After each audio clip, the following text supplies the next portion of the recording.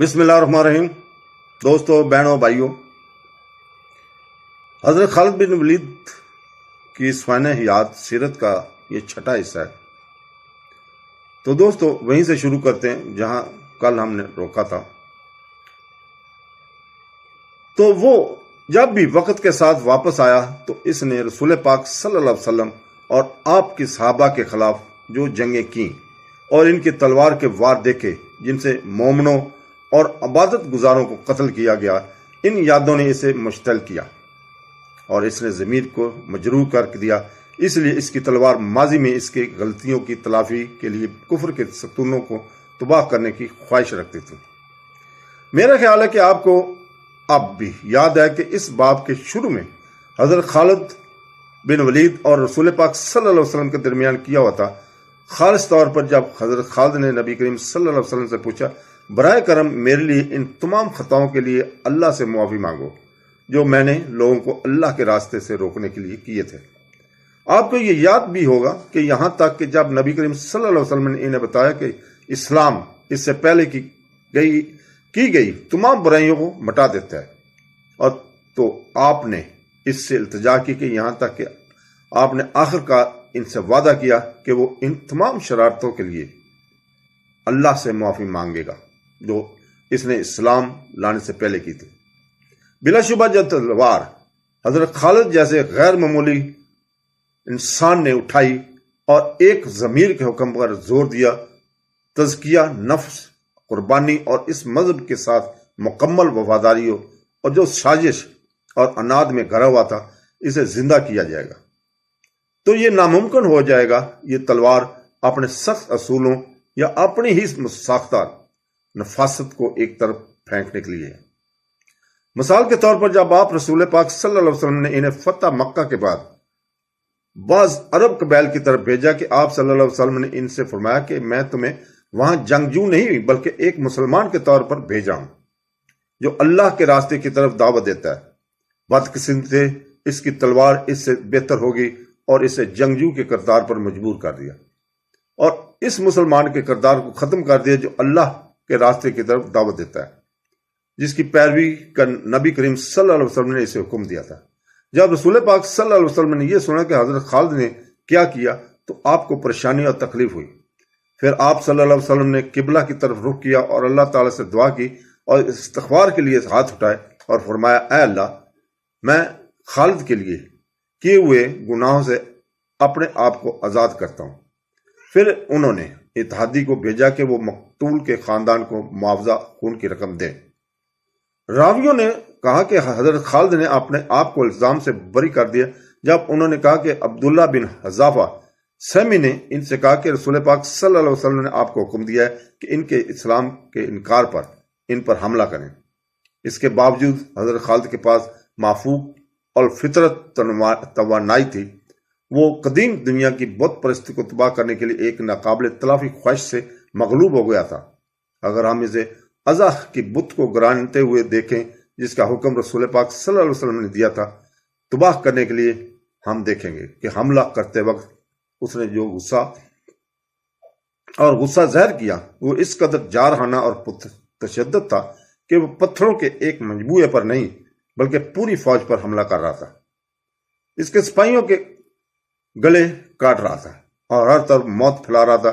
اپنے دائیں ہاتھ سے مارتا رہا، پھر اپنے بائیں ہاتھ سے، پھر اپنے پاؤں سے، اور اس نے بکھرے ہوئے ملبے اور گرد و غبار پر چیخ کر کہا، ازا، میں تم پر یقین نہیں کرتا، تمہاری شان نہیں ہے، میں دیکھ رہا ہوں کہ اللہ نے تمہیں ذلیل کیا ہے۔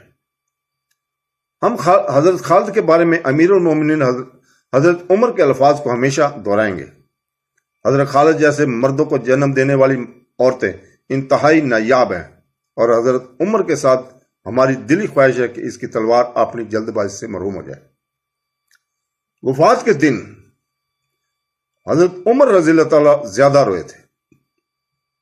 بعد میں لوگوں کو معلوم ہوا کہ اس کا غم نہ صرف اس کے ذاتی نقصان کی وجہ سے ہوا بلکہ حضرت خالد کو حکم واپس کرنے کا اس کے آخری موقع کے کھونے سے بھی ہے کہ لوگ اب اس سے متاثر نہیں تھے۔ اس کی برطرفی کے پیچھے کی وجوہات اب ختم ہوگی۔ صرف اس بار बदकिस्मती से आदमी भी चला गया था। बेशक अजीम हीरो जन्नत में अपनी जगह लेने के लिए दौड़ा, इस हकीकत पर गौर करते हुए कि जमीन पर कोई भी इससे ज्यादा बेचैन नहीं हुआ था। इस वक्त इसने अपनी सांसें पकड़ ली।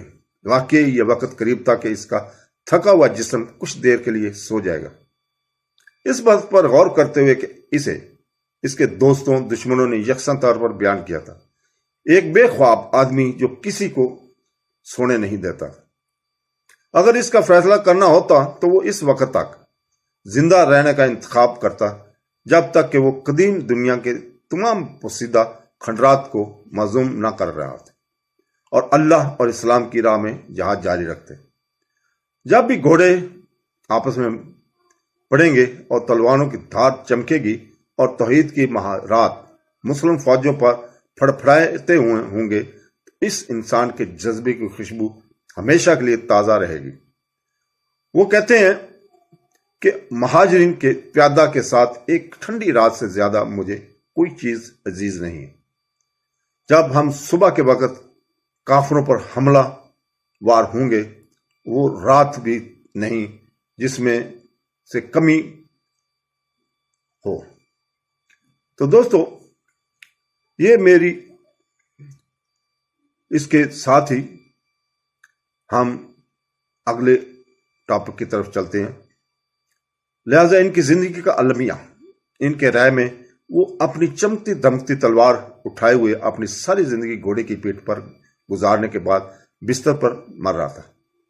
इसके लिए यह कबूल करना मुश्किल था कि वह तमाम जंगें जो इसने रसूल पाक सल्लल्लाहु अलैहि वसल्लम के साथ लड़ी थी और रूमी फारस की सुल्तनत को निस्तो नबूद करने के बाद, वो इराक की तरफ सरपट पड़ने के बाद जहां इसने फतह हासिल की थी, बिस्तर पर मरना था एक के बाद जब तक इसके ने इसे आजाद न कर दिया। फिर इसने शाम का रुख किया जहां इसने यके बाद दिगरे फतह हासिल की, यहां तक कि इसे कुफ्र के बंधनों से आजाद कर दिया।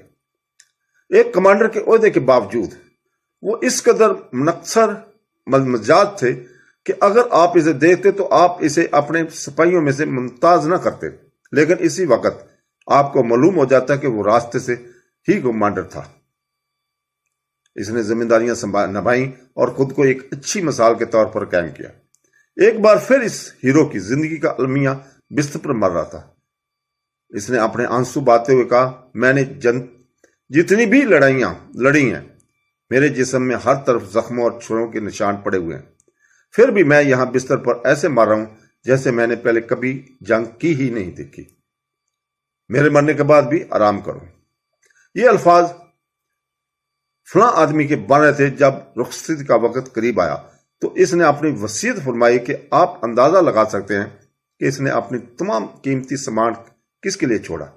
ये खुद हजरत उमर बिन खत्ताब रजी अल्लाह ताला के लिए था। क्या आप अंदाजा लगा सकते हैं कि इसका कीमती सामान क्या था? वो इसका घोड़ा और हथियार थे। और क्या इसके पास अपने घोड़े और हथियार के अलावा वसीयत करने के लिए कुछ नहीं था? इस तरह इनका जिंदा रहने का वाद जुनून हक के दुश्मनों पर फतह हासिल करना था। वो जिंदगी इसकी तमाम रौनकों और ऐशो इशरत के साथ कम से कम जुनून में मुतल्ला नहीं था। एक चीज थी जिसे वो जुनूनी तौर पर पसंद करता था, वो इसकी कदर करता था। ये इसका हेलमेट था। जंग पर यरमौक में इसने इसे खो दिया और इसकी तलाश में इसने खुद को और दूसरों को थका दिया। जब इस पर तनकीद की गई तो इसने कहा कि मैं इसे किस्मत के लिए रखता हूं क्योंकि इसमें नबी करीम सल्लल्लाहु अलैहि वसल्लम की पेशानी के कुछ बाल है। इससे मुझे उम्मीद पैदा होती है कि फतह दस्तरस में से है। आखिरकार हीरो की लाश अपने साथियों के कंधों पर उठाए घर से निकल गई। मकतूल की वालदा ने हीरो पर एक आखिरी नजर डाली। इसकी अज़म और हौसले से भरी आंखें उदासी से छलक रही थी जब इसने इसे अल्लाह की हिफाजत के लिए सराहते हुए कहा, 1000 आदमियों से कहें बेहतर है जिन्होंने मैदान जंग में खुद को फेंक दिया। क्या तुम मुझसे इसकी बहादुरी के बारे में पूछते हो? वो एक बड़े शेर से ज्यादा बहादुर था जो खतरे के वक्त अपने बच्चों की हिफाजत करता है। क्या आप मुझसे इसके सखावत के बारे में पूछते हो? वो एक जबरदस्त तूफानी बारिश से कहीं ज्यादा सख्त था जो पहाड़ों से गिरती है। उमर का दिल धड़क उठा और इसकी आंखों से आंसू بہنے لگے جب اس نے اشار کی یہ سطریں سنی۔ تم نے سچ کہا، اللہ کی قسم وہ سب کچھ تھا جو تم نے کہا تھا۔ تو دوستو، یہ ہم یہیں روکتے ہیں۔ بقیہ حصہ حضرت خالد بن ولید کی آخری حصے میں پیش کیا جائے گا، جو کہ کل اسی وقت انشاءاللہ تعالی ہم پیش کریں گے۔ اللہ تعالی ہمیں سیدھے راستے پہ چلنے کی توفیق عطا فرمائے، قرآن حدیث پڑھنے اور تفسیر پڑھنے اور اس کے اوپر عمل کرنے کی توفیق عطا فرمائے۔ آمین ثم آمین۔ اللہ حافظ۔